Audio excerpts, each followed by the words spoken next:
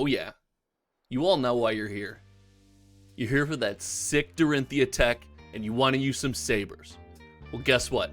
You're in luck, because we got a Dorinthea deck tech, and we got actual Sabers. Let's go.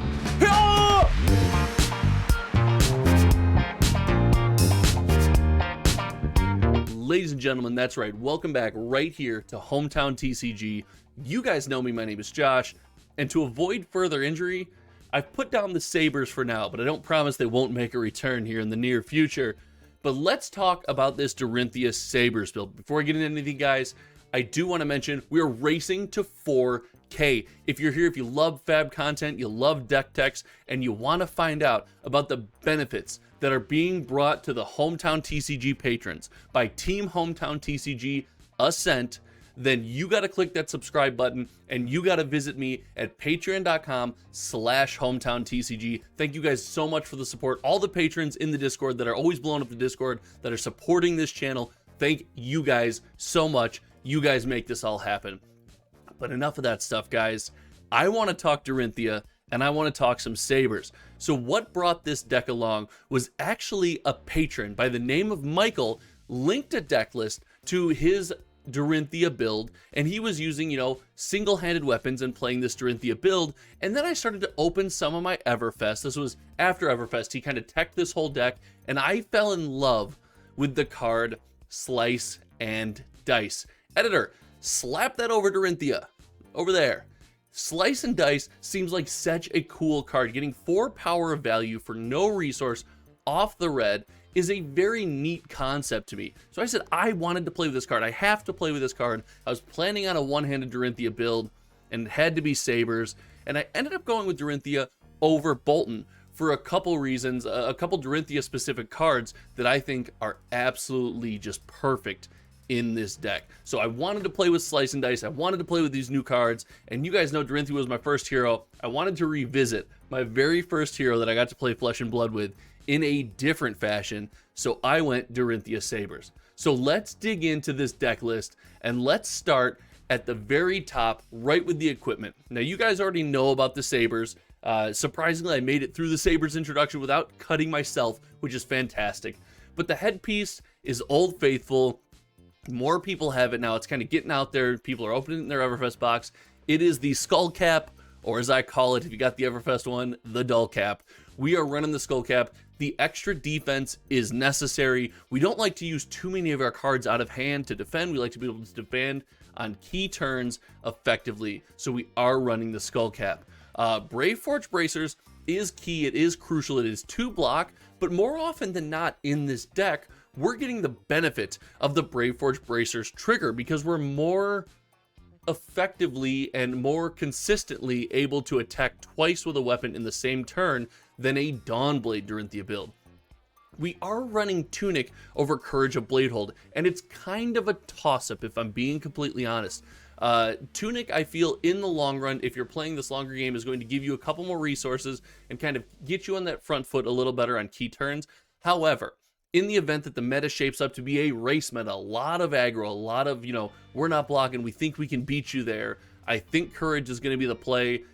Courage slotted in for Tunic allows us to full block a CNC or some 6 power attack at least once a game for free. And then finally, one of the all-stars in this build.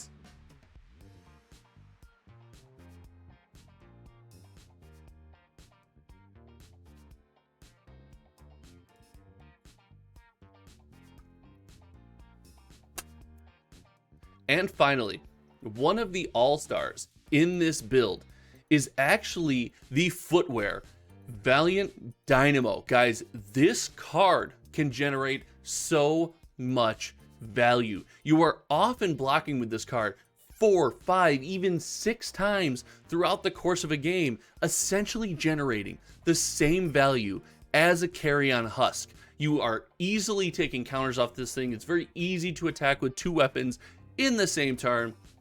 This card is incredible. It's fantastic. Valiant Dynamo slots perfectly into this deck. So moving on to some of the tech, let's take a look at some of the new stuff that I 100% wanted to play. And that begins with the Slice and Dice package, guys. Slice and Dice in here is a 9 of. We know our warriors on turns that they're trying to pop off and do a ton can be not pitch hungry, but they must have their pitch on the turns they want to pop off. This means that we have to include some blues that aren't necessarily as powerful, but in a pinch can still get the job done. Slice and Dice blue gives us that. It can generate 2 power off of a blue. It does in fact block for 3, and often we just find it's a pitch, it gets a resource going. And yellow and red Slice and Dice just generate value throughout the course of a game. They're fantastic cards. I love the Slice and Dice package, and that was the whole reason for playing this deck. Now, moving on to kind of a surprise, and a happy surprise when it came to building and playing this deck, is the Blade Runner package that you can see here over on the side of your screen. Blade Runner is such a cool piece of tech to not only give you go again and enable an attack with a second saber, your other saber, but it gives a real big buff to that saber, rewarding you for swinging again. And there's some hidden tech between this and the rest of the buffs in this deck when it comes to triggering Dorinthea, having go again and hitting with a saber, but we'll get into that as time goes on. Blade Runner is a great source of going again. If you're going to attack with 2 sabers, if you're going to be removing that counter from Valiant Dynamo, if you're going to be presenting this wide, awkward, hard to block pressure, Blade Runner is a 100% must. Now, Blade Runner is going to take us into talking about this go again package. One of Blade Runner's big value is to be able to give you go again to attack with that second saber, to be able to get around some maybe, you know, super effective tall defense from your opponent and be able to go a little bit wider. And leaning into that package is Hit and Run. Now, Hit and Run, automatic go again, but we get the backside of Hit and Run, or what I call the backside of Hit and Run, far more often in this deck. It's where you, if you have attacked with a weapon already this turn, your next attack is buffed and has go again.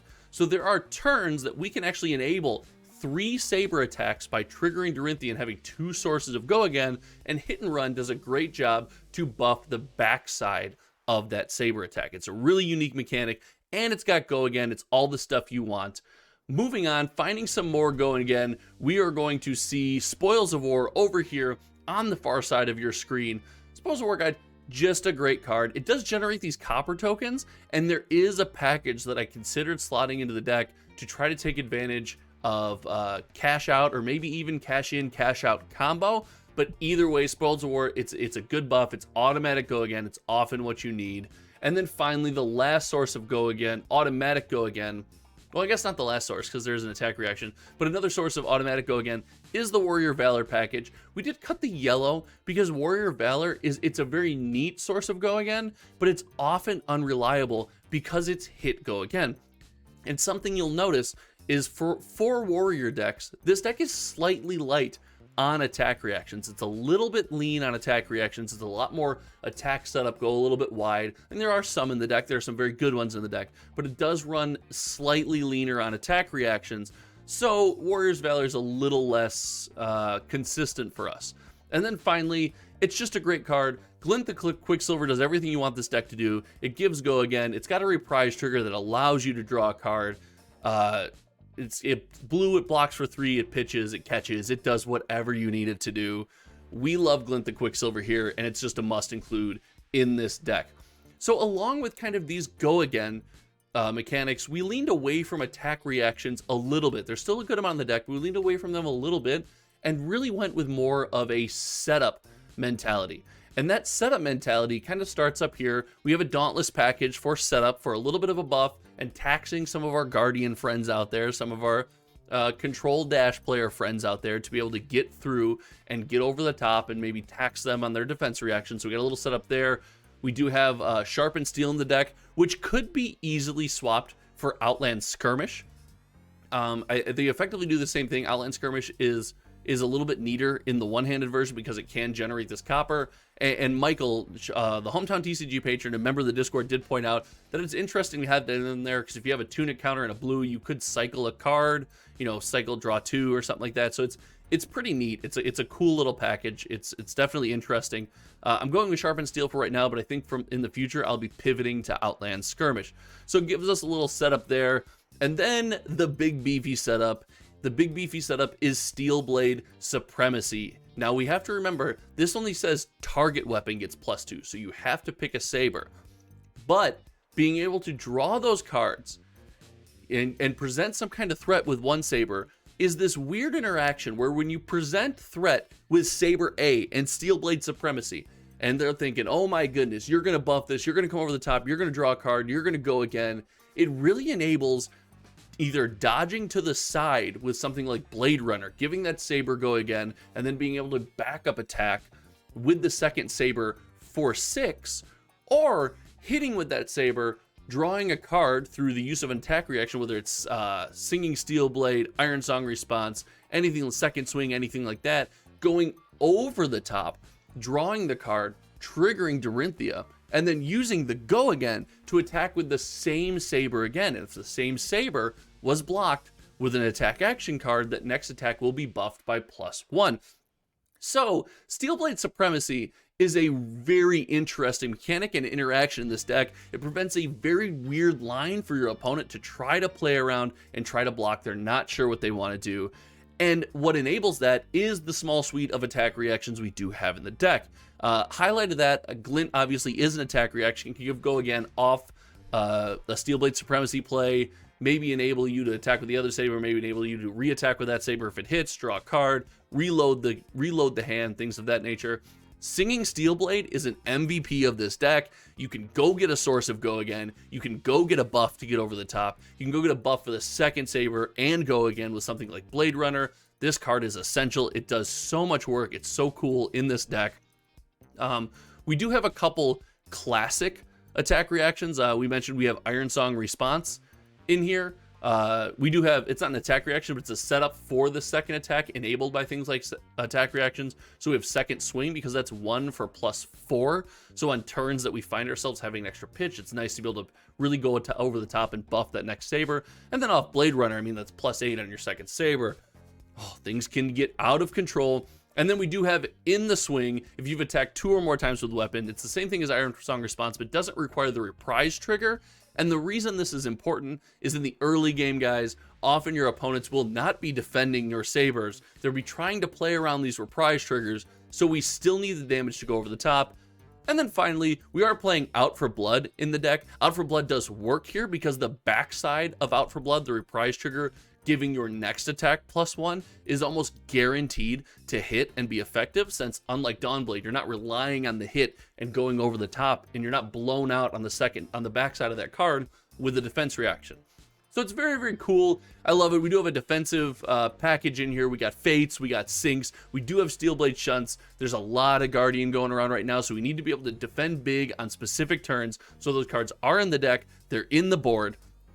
Obviously you can see that they're going to be kind of all-stars in that matchup. And then the one of Nourishing Emptiness. I know a lot of Warrior players really like to lean into 2. I felt 1 was a good number for the deck. The deck really wants to do its thing. So 1 Nourishing Emptiness. So that is the line. That is kind of the setup of the deck. But what is even cooler about this deck is the many lines you can take. Whether it's hitting with the first saber after it's blocked through an attack reaction, buffing that saber, triggering Dorinthea, attacking with that saber again with its +1 for being blocked, or sidestepping the large first block, attacking with a second saber, going wide, going to the side. You're able to play around a lot of the things your opponent wants to do.